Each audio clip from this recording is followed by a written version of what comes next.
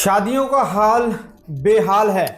दिल्ली में एक हस्बैंड ने बच्चों के सामने बेलन से पीट पीट कर वाइफ को मार डाला। उसे अपनी वाइफ पर शक था कि उसका किसी और से अफेयर है। गुजरात में एक हस्बैंड ने मंदिर में रखी तलवार से वाइफ का मर्डर करके उसकी बॉडी को नाले में फेंक दिया। दोनों की आपस में बनती नहीं थी, इसलिए उसने उस रिश्ते से छुटकारा पाने का ये तरीका निकाला। उदयपुर में एक हस्बैंड को अपनी वाइफ के कैरेक्टर पर शक था, इसलिए उसने उसका मर्डर कर दिया। महाराष्ट्र के वसई में भी ऐसे ही शक में वाइफ का मर्डर करके उसकी बॉडी को फ्रिज में छिपा दिया। कानपुर में दहेज कम मिलने के कारण ईंट से वाइफ का मर्डर कर दिया। पार्टनर का मर्डर करने में पत्नियां भी पीछे नहीं हैं। सोनम ने किस तरह से राजा रघुवंशी का मर्डर किया, ये आप सब जानते ही हैं। जबलपुर में एक वाइफ ने पहले हस्बैंड को शराब पिलाई ताकि उसे होश न रहे, फिर पत्थर मारकर उसका मर्डर कर दिया। यूपी में एक वाइफ ने अपने प्रेमी के साथ मिलकर गला घोंटकर हस्बैंड का मर्डर किया। जयपुर में भी एक वाइफ और उसके बॉयफ्रेंड ने पहले हस्बैंड को लोहे की रॉड से पीटा और फिर गला दबाकर मार दिया। हाल ही की एक घटना में दिल्ली की एक वाइफ ने अपने पति के कजन के साथ मिलकर पहले पति को नींद की गोलियां खिलाई। गोलियों से उसकी मौत नहीं हुई तो उसे करंट लगाकर मार डाला। ये मुट्ठी भर घटनाएं हैं जो 2024-25 की हैं। ऐसी घटनाएं हमारे समाज में लगातार बढ़ रही हैं। मतलब आजकल लोग खराब शादी से छुटकारा पाने के लिए पार्टनर को मार ही डालते हैं। इसमें सबसे ज्यादा सफर करते हैं ऐसे कपल्स के बच्चे। एक पेरेंट्स रहा नहीं और दूसरा जेल में होता है तो वो अनाथ हो जाते हैं। ये भी सच है कि आजकल शादी को बचाने की कोशिश ही नहीं की जाती। छोटी मोटी बातों पर तलाक हो जाते हैं। एक रिपोर्ट के मुताबिक हमारे देश में पिछले 10 सालों में तलाक के मामले 150 से लेकर 350% तक इंक्रीज हुए हैं और उस कंडीशन में भी सबसे ज्यादा बच्चे ही पिसते हैं।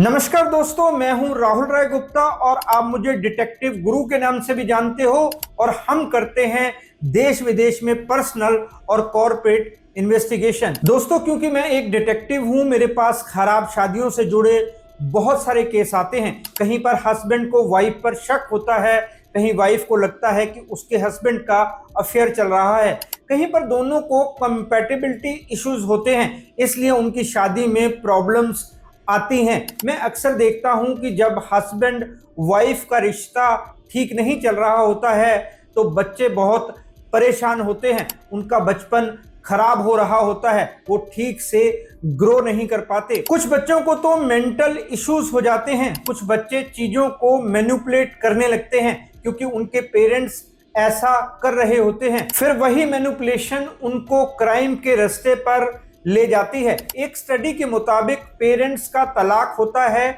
तो बच्चों में डिप्रेशन की संभावना 3.5 गुना बढ़ जाती है। कुछ स्टडीज बताती हैं कि शार्प माइंड वाले बच्चे भी पेरेंट्स के तलाक के बाद एग्जाम में फेल हो जाते हैं या बहुत कम नंबर लाते हैं। जिन बच्चों ने छोटी उम्र में ही पेरेंट्स का तलाक देखा होता है, बड़े होकर उनको ज्यादा मानसिक और शारीरिक बीमारियों का सामना करना पड़ता है। इस वीडियो में हम बात करेंगे कि इस सिचुएशन से बचने के लिए पेरेंट्स को क्या करना चाहिए। कपल्स को पेरेंट्स बनने से पहले क्या मेक श्योर करना चाहिए ताकि उनके बच्चों को सफर ना करना पड़े। मैरिड कपल्स के सामने पेश कर रहा हूं 5 सवाल जो पेरेंट्स बनने से रिलेटेड हैं। मैं कुछ ऐसे टिप्स भी बताऊंगा जो मैरिड कपल्स को पेरेंट्स बनने से पहले अपनाने चाहिए। तो चलिए शुरू करते हैं।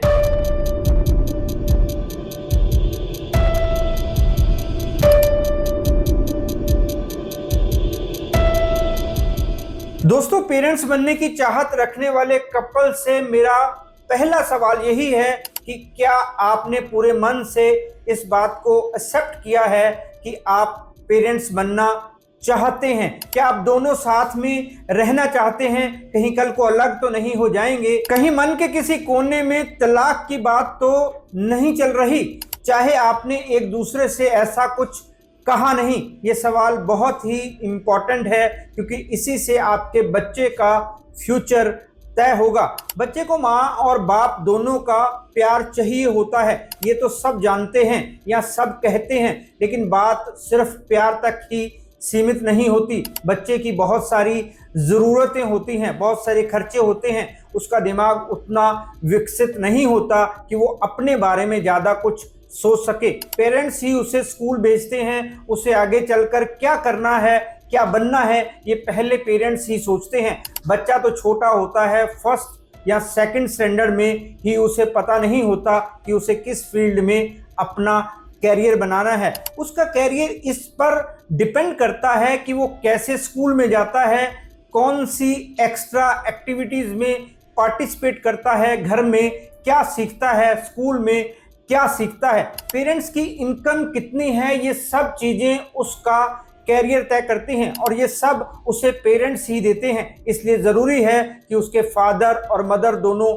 साथ में रहें, साथ में रहकर सोचें कि बच्चे का फ्यूचर कैसे बनाना है। तो बच्चा प्लान करने से पहले दोनों अपने आप से ये सवाल पूछें। इसका सबसे आसान और इफेक्टिव सलूशन यही है कि दोनों मिल बैठकर बात करें, सोचें कि बच्चे के लिए मिलकर क्या कर पाएंगे, क्या नहीं कर पाएंगे। शादी चलने की कितनी संभावना है, शादी में क्या क्या प्रॉब्लम्स हैं, क्या वो समस्याएं ऐसी हैं जिनको ठीक किया जा सकता है या फिर ऐसी हैं जो टाइम बीतने पर ज़्यादा बिगड़ जाएंगी। अगर इस सवाल का जवाब देने में जरा सी भी कंफ्यूजन है तो इसका मतलब साफ है कि आप अभी बच्चे के पेरेंट्स बनने के लिए बिल्कुल भी तैयार नहीं हैं। आपको खुद को वहीं रोक लेना चाहिए। किसी बच्चे को इस दुनिया में लाकर उसके साथ नाइंसाफी नहीं करनी चाहिए। आप दोनों किसी अच्छे मैरिज काउंसलर से मिलकर अपना कंपैटिबिलिटी टेस्ट भी करवा सकते हैं और उनसे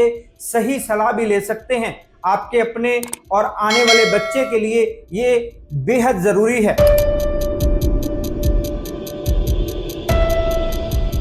मेरा दूसरा सवाल ये है कि क्या आपकी इनकम इतनी है कि आप अपने बच्चे को अच्छे स्कूल में पढ़ा सकते हैं, उसे घुमाने ले जा सकते हैं, उसे एक अच्छा फ्यूचर दे सकते हैं। दोस्तों, ये सवाल भी उतना ही इम्पोर्टेंट है क्योंकि पैसे के बिना बच्चे की अच्छी परवरिश करना बेहद मुश्किल है। कई लोगों के मन में सवाल होगा कि गरीबों के बच्चे पलते नहीं हैं क्या? अक्सर लोग कहते हैं कि बच्चा इस दुनिया में आता है तो अपना नसीब अपने साथ लेकर आता है। आपने ये डायलॉग कई फिल्मों में भी सुना होगा, लेकिन नसीब के सहारे रहना बहुत बड़ी गलती है। सच्चाई तो ये है कि बच्चे का नसीब तभी अच्छा होगा अगर आप अच्छा कमाते हैं, उसकी ज़रूरतें पूरी कर सकते हैं। इस तेजी से बदलती दुनिया में बच्चे की परवरिश के तरीके भी तेजी से बदल रहे हैं। कोई भी तरीका ऐसा नहीं है जिसमें बिना पैसों के बच्चे का पालन पोषण किया जा सके। बच्चे को कोई चीज़ चाहिए लेकिन पेरेंट्स के पास उसके लिए पैसे नहीं हैं तो बच्चा इसे नहीं समझेगा। पेरेंट्स धर्म संकट में फंस जाते हैं कि क्या करें। ना तो बच्चे को रोता देख पाते हैं और ना ही उनके पास उतना होता है कि वो चीज़ उसे खरीद कर दे दें। इसका एक ही हल होता है कि या तो पेरेंट इतने ज़्यादा समझदार हों कि बच्चे को समझा पाएं, अपनी कंडीशन के बारे में बताते हुए उसे कन्विंस कर सकें कि टाइम आने पर उसे वो चीज़ दिला देंगे।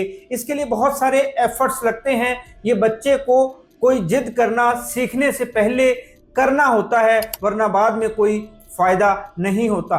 जो पेरेंट्स ऐसा नहीं करते हैं उनमें आपसी लड़ाई होने लगती है। बच्चों की ज़रूरतें पूरी ना कर पाने के कारण दोनों अपने मन की भड़ास एक दूसरे पर निकालते हैं, जिससे उनकी मैरिड लाइफ नर्क बनकर रह जाती है। कुछ कपल्स अलग हो जाते हैं, कुछ तलाक ले लेते हैं, कुछ एक ही घर में अलग अलग रहते हैं ताकि बच्चे सफ़र ना करें, लेकिन बच्चे फिर भी सफ़र करते हैं क्योंकि उनको वो माहौल नहीं मिलता जो मिलना चाहिए, जो उनकी ग्रोथ के लिए ज़रूरी है। अगर आपको लगता है कि आप खुद का ही खर्च नहीं उठा पाते हैं, खुद ही हर चीज़ के लिए परेशान होते हैं, तो आप बच्चे के लिए तैयार नहीं हैं। पहले खुद को फाइनेंशियली सिक्योर करें, फिर बच्चे के बारे में सोचें।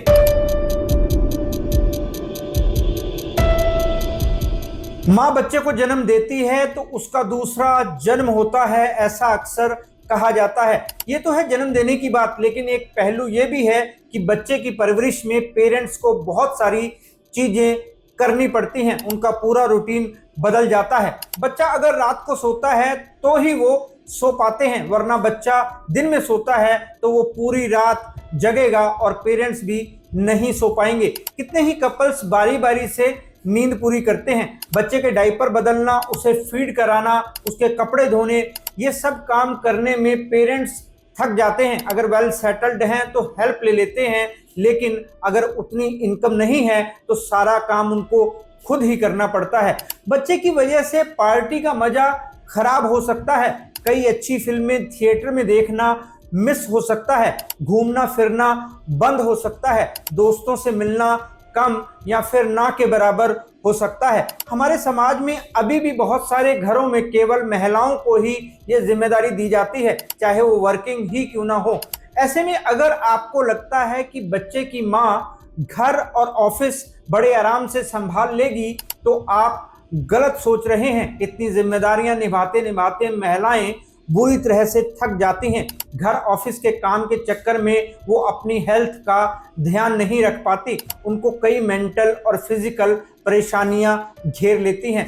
फिर कपल्स में झगड़े होने लगते हैं, महिलाओं के अंदर गुस्सा भरने लगता है क्योंकि वो सब कुछ अकेले कर रही होती हैं। धीरे धीरे उनको ऐसी लाइफ बोझ लगने लगती है, बच्चे का ख्याल रखने में गड़बड़ होने लगती है। फिर उनको ताना मिलता है कि कैसी माँ है, अपने ही बच्चों का ख्याल नहीं रख पाती। ये सुन सुनकर महिलाएं पक जाती हैं और फिर वो बगावत करने लगती हैं। कई बार तलाक की वजह ये भी होती है, बच्चा जो दुनिया में आ चुका होता है उसकी जर्नी बेहद मुश्किल हो जाती है, उसका फ्यूचर खतरे में पड़ जाता है। दोस्तों, मेरा तीसरा सवाल यही है कि क्या आप एक नया जीवन जीने को तैयार हैं? मतलब अगर आपको बच्चा चाहिए तो उसकी जिम्मेदारियां भी निभानी पड़ेंगी। बच्चा दोनों का है तो उसकी परवरिश भी दोनों को मिलकर करनी चाहिए। पुरुषों को अपना मेल ईगो साइड पर रख देना चाहिए। डायपर बदलना केवल माँ का ही काम नहीं है, ये काम फादर भी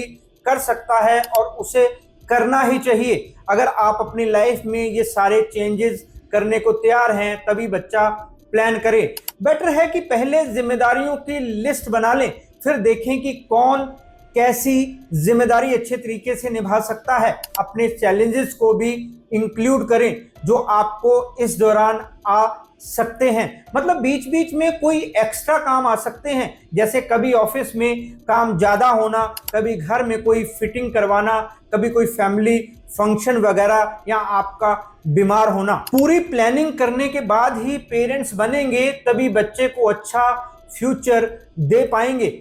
खुद खुश रहेंगे, मिलकर काम करेंगे, तभी बच्चे को अच्छा माहौल मिलेगा जिसका वो हकदार है। थोड़ी सी भी कंफ्यूजन है तो कुछ टाइम तक रुक जाएं और अच्छे से सोच लें, वरना बच्चा दुनिया में आ जाएगा और आपकी गलतियों की सजा भुगतेगा।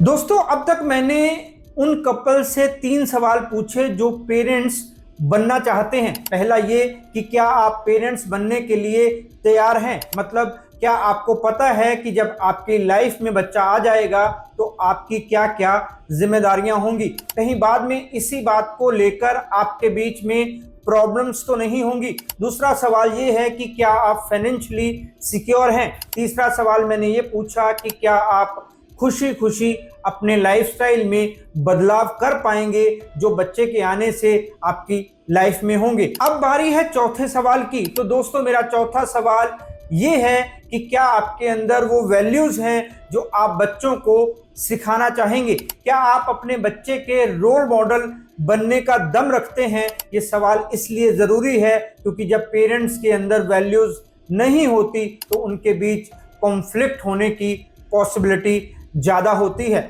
लोग बच्चों को सिखाते हैं कि झूठ नहीं बोलना चाहिए, लेकिन खुद बात बात पर झूठ बोलते रहते हैं। बच्चों को लगता है कि झूठ बोलना खराब चीज नहीं है, वो भी पेरेंट्स की तरह चीज़ों को मैनिपुलेट करने लगते हैं।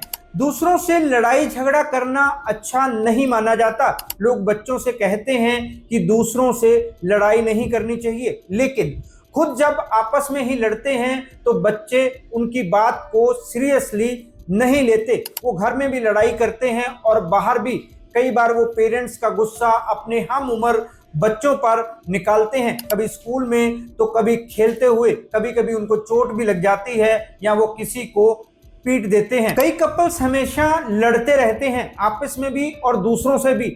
ऐसा इसलिए होता है क्योंकि शुरू में छोटी मोटी बहस करते हैं, फिर एक दूसरे को नीचा दिखाने के लिए, अपनी बात को सही साबित करने के लिए लड़ते हैं। धीरे धीरे उनको इसकी इतनी आदत पड़ जाती है कि बाहर के लोगों से भी लड़ाई के लहजे में ही बात करते हैं। जो कपल्स पेरेंट्स बनना चाहते हैं उनको पहले खुद को समझना चाहिए, देखना चाहिए कि लाइफ में डिसिप्लिन कितना है। मोबाइल पर रील्स देखने में ज्यादा टाइम लगाते हैं तो बच्चों के हाथ में भी मोबाइल पकड़ा देंगे, जिससे उसका बचपन खराब हो जाएगा। वो बाहर खेलने नहीं जाएगा, जो टाइम उसे आउटडोर गेम्स में लगाना चाहिए था वो मोबाइल देखने में स्पेंड करेगा, जो उसकी फिजिकल और मेंटल ग्रोथ के लिए बहुत खतरनाक है। ये देखना भी जरूरी है कि कहीं वैल्यूज को लेकर ही दोनों के बीच झगड़े तो नहीं होते। अगर ऐसा है तो आप अभी बच्चा प्लान करने के लिए तैयार नहीं है, क्योंकि बच्चा आपके बीच रहकर कुछ ज्यादा सीख नहीं पाएगा। जो बात आप नहीं चाहते कि बच्चा करे वही आप करेंगे तो बच्चा क्या अडॉप्ट करेगा। वैसे भी बच्चे का पहला स्कूल घर होता है। अगर उसे घर से ही सही माहौल नहीं मिलेगा तो वो गलत चीजें ही सीखेगा। बाद में जब वो टीन एज में आएगा तो वही गलतियां बड़ी बन जाएंगी, वो क्राइम भी कर सकता है। उसको लेकर आपके बीच झगड़े होंगे तो अलग होने की नौबत आ सकती है, जैसा कि कई परिवारों में होता है। बच्चा जो पहले ही भटका हुआ है परिवार के टूटने से ज्यादा गलत काम करने लगेगा।